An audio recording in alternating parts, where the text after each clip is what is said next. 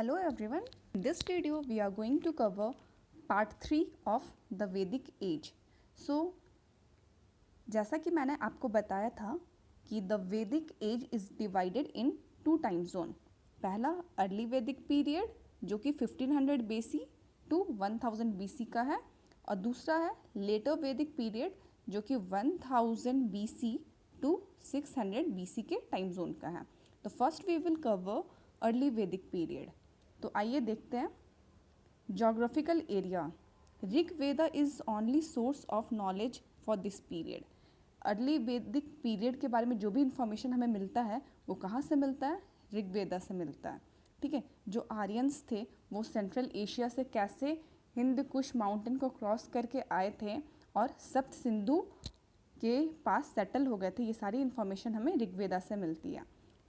Rigveda people who called themselves Aryan were confined in the area which came to be known as सप्त Sindhu, land of 7 reverse, है ना. वो जो पंजाब वाला एरिया वहाँ पे वो सेटल हुए थे.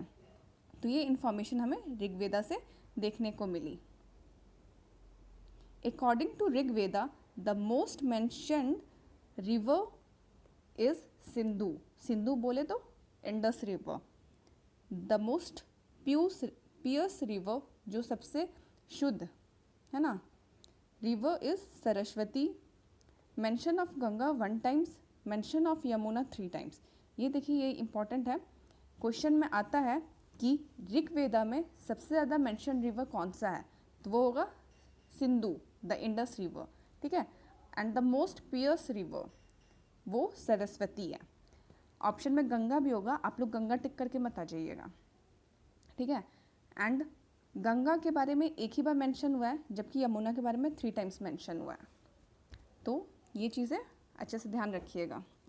नेक्स्ट आता है द 10 राजन वॉर. ये इंपॉर्टेंट है. This one is very important. ये तो ऑलमोस्ट हर एग्जाम में पूछा गया. Bihar SI, UPSI, BPSC, UPSC बहुत सारे एग्जाम्स में पूछा गया. अब इसमें ख़ास बात क्या थी कि ये जो वॉर हुआ था, this battle was fought on the bank of river Ravi. ठीक है. रावी नदी के बैंक पे ये युद्ध लड़ा गया था. और ये युद्ध जो किंग सुदास थे, नाम याद रखिएगा, सुदास, SUDAS. एक साइड किंग सुदास थे और उनके अपोजिशन में 10 किंग थे. इसीलिए इस वॉर का नाम पड़ा 10 राजन वॉर. तो इस वॉर में किंग सुदास ने 10 राजाओं को हरा दिया और वो इस युद्ध को जीते.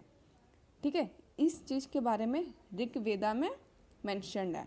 और ये भी चीज़ मेंशन है कि ये जो वॉर हुआ था वो on the bank of river Ravi हुआ था. और ऋग्वेदा में रावी तो नहीं लिखा था, उसमें क्या लिखा है? परोशनी. क्योंकि जो परोशनी है वो ऋग्वेदा का, ये जो रावी नदी है उसका ऋग्वेदिक नेम है, ओल्डर नेम है. ठीक है. अब देखिए ये जो टेबल देख पा रहे हैं आप, इसको अच्छे से लर्न करना है, बाय हार्ट हो जाना चाहिए. ये मॉडर्न नेम्स ऑफ रिवर दे रखा है, ये ऋग्वेदिक नेम दे रखा है ना, ओल्डर नेम है ये. और ये किस रीजन में पढ़ते थे ये रिवर, ये दे रखा है. तो जैसे कि इंडस है ना, तो उसका ओल्डर नेम या ऋग्वेदिक नेम क्या है? तो सिंधु. ठीक है.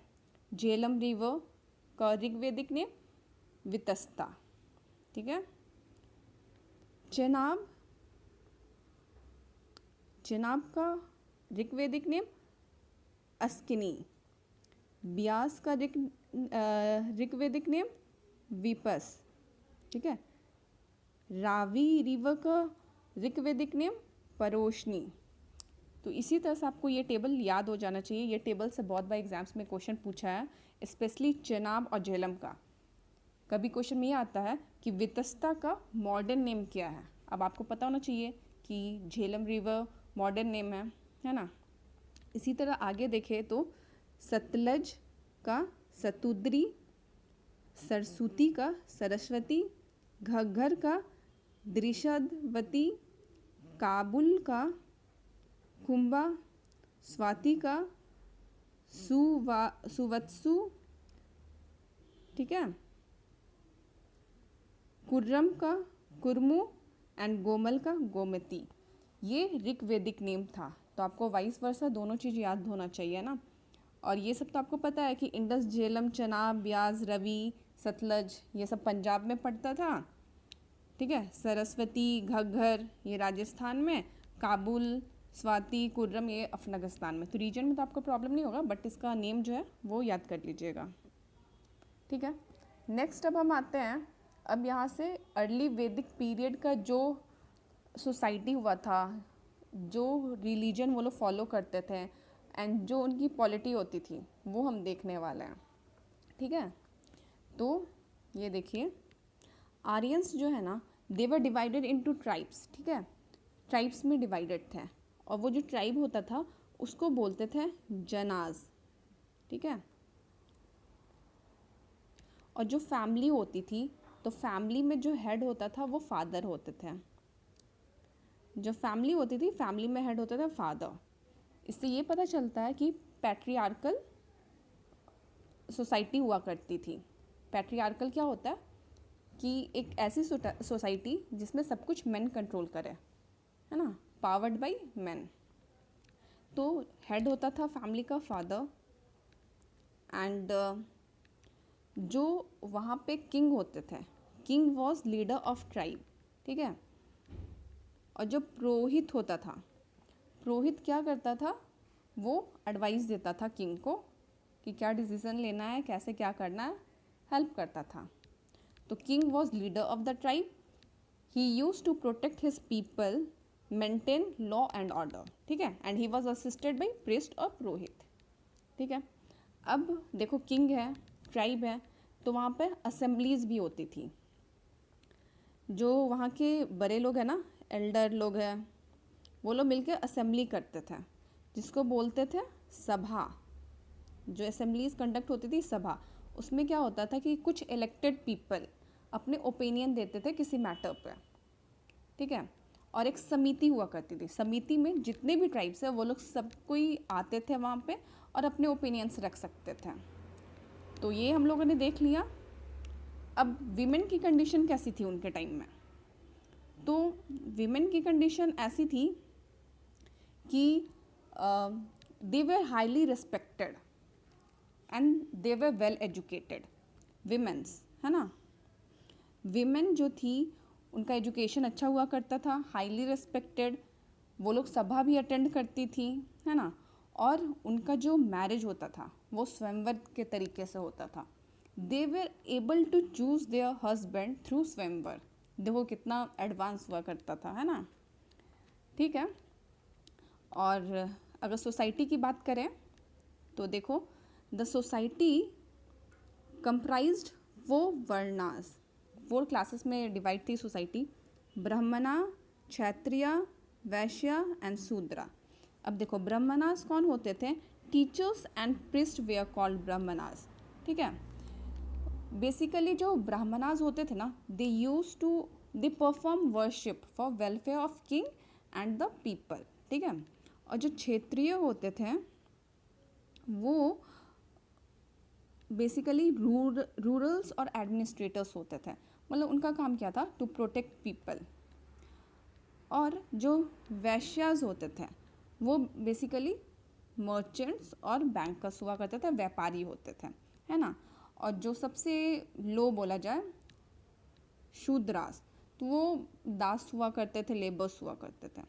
तो इस टाइप से ऑक्यूपेशन के बेसिस पे 4 टाइप के वर्णास हमें देखने को मिला अर्ली वैदिक एज में, ठीक है। देखो यहाँ पे लिखा है, I am singer, my father is physician, my mother is grinder of corn. यहाँ पे क्या है कि एक फैमिली में जैसे 4 मेंबर हैं, चारों अलग अलग ऑक्यूपेशन फॉलो कर सकते थे और अपने ऑक्यूपेशन के अकॉर्डिंग उनका वर्णास डिसाइड होता था, ठीक है। जैसे कि कोई सिंगर है, ठीक है, तो उसका अलग वर्ण हुआ। अगर उसी फैमिली का कोई लेबर है तो उसका अलग वर्ण हुआ। तो it was divided on basis of occupation, ठीक है। अगर अब हम लेटर वैदिक एज के बारे में बात करते हैं, अब देखते हैं यहाँ पे क्या हुआ करता था। यहाँ पे भी सिमिलरली हम लोग सोसाइटी, पॉलिटी और रिलीजन के बारे में बात करेंगे। तो देखिए,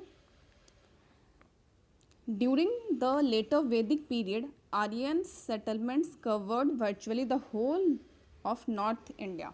अच्छा, जब वो आए थे तो सप्त सिंधु पंजाब में सेटल हुए थे, ठीक है।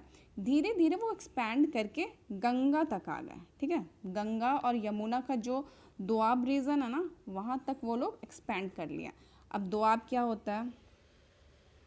दोआब बेसिकली दो नदी के बीच का जो फर्टाइल लैंड होता है उसे हम दोआब कहते हैं।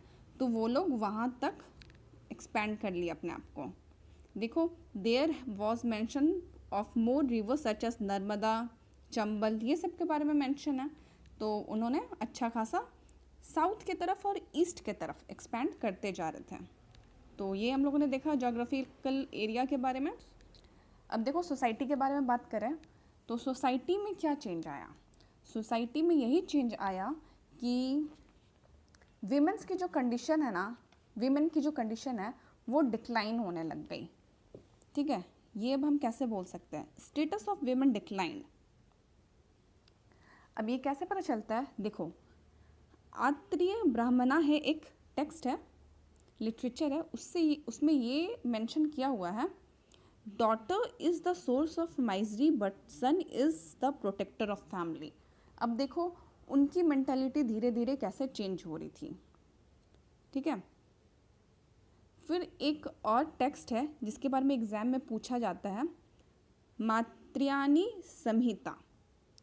इस टेक्स्ट के अनुसार 3 टाइप की इविल्स होती हैं। एक तो हो गया लिक्कर, विमेन एंड डाइस।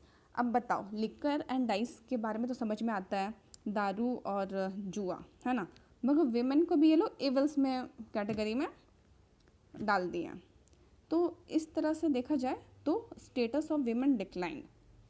और देखिए, जहाँ पे पहले अर्ली वैदिक एज में विमेन का स्वयंवर होता था, वो अपने अकॉर्डिंग अपने पसंद के लड़के को हस्बैंड बना सकती थी। बट यहाँ पे क्या हुआ?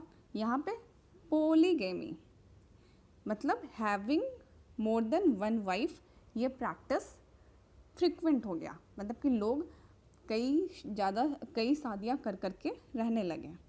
तो इससे पता चलता है कि विमेन की कंडीशन कितनी ख़राब हो गई थी।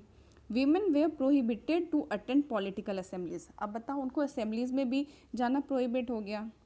तो ये तो हम देखें। अब आगे देखते हैं। जैसे कि उस टाइम भी 4 वर्णाज होते थे, है ना, ऑक्यूपेशन बेस्ड। अब यहाँ पे जो वर्णा है ना, वो उनको कास्ट बेस्ड कर दिया गया। मतलब वो ऑक्यूपेशन होता था, अब यहाँ पे कास्ट बेस्ड हो गया। देखो, यहाँ पे भी क्या क्या था? यहाँ पे भी आपका ब्राह्मणास, क्षत्रिय, वैश्य और शूद्रास था। तो यहाँ पे जो ब्राह्मणास थे, ब्राह्मण्स थे, वो ज़्यादा सुपीरियर बन गए। क्यों? क्योंकि उनको संस्कृत की अच्छी नॉलेज थी, ठीक है। बट वहाँ के जो लोग थे बोलचाल की भाषा में प्राकृत लैंग्वेज का यूज़ करते थे, ठीक है। तो जिसको संस्कृत आता था वो ज़्यादा सुपीरियर हो गया। ब्राह्मण्स थे वो सुपीरियर हो गए, ठीक है। जो क्षत्रिय हैं वो भी, उनका भी पोजीशन काफ़ी अच्छा था, क्योंकि वो दे इमर्ज्ड एज कॉन्करर, है ना, एडमिनिस्टर करने लगे अपने अपने टेरिटरी, ठीक है। और बाकी के जो लोग हुए उनको वैश्या में डाल दिया गया, और शूद्रास जो थे उनको क्या बोल दिया गया? Non Aryans. तो इस टाइप से सोसाइटी का कंडीशन ऐसा रहा, ठीक है। फिर the higher caste would marry with lower ones, but marriage with Shudra was permitted. अब यही भी देख लो, ये लोग कैसे डिस्क्रिमिनेट करने लग गए, है ना।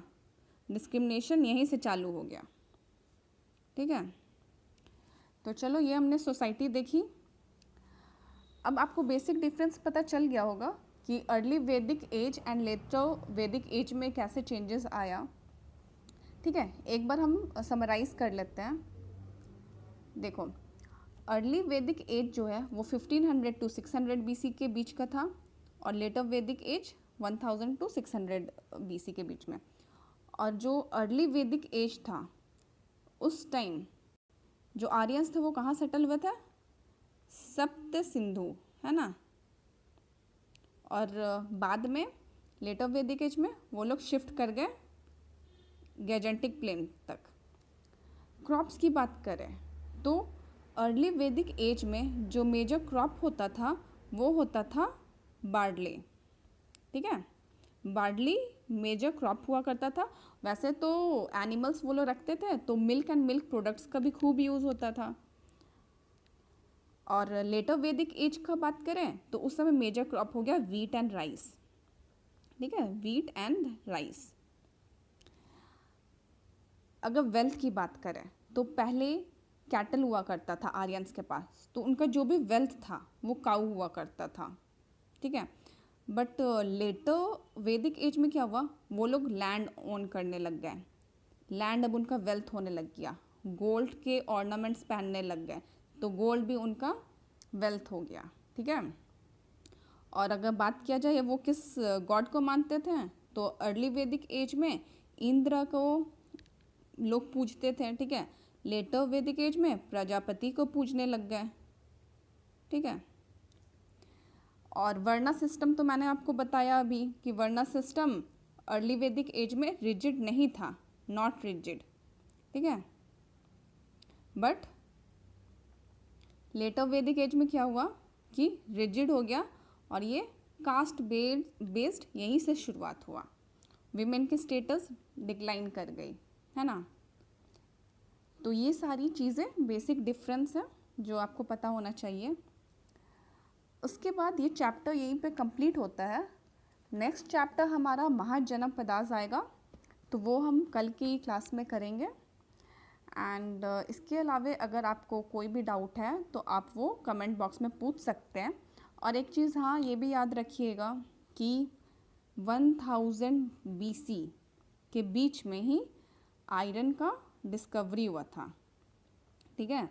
आयरन डिस्कवर हुआ था। जब हम अर्ली वैदिक एज से लेटर वैदिक एज की तरफ बढ़ रहे थे तो आयरन का डिस्कवरी हुआ।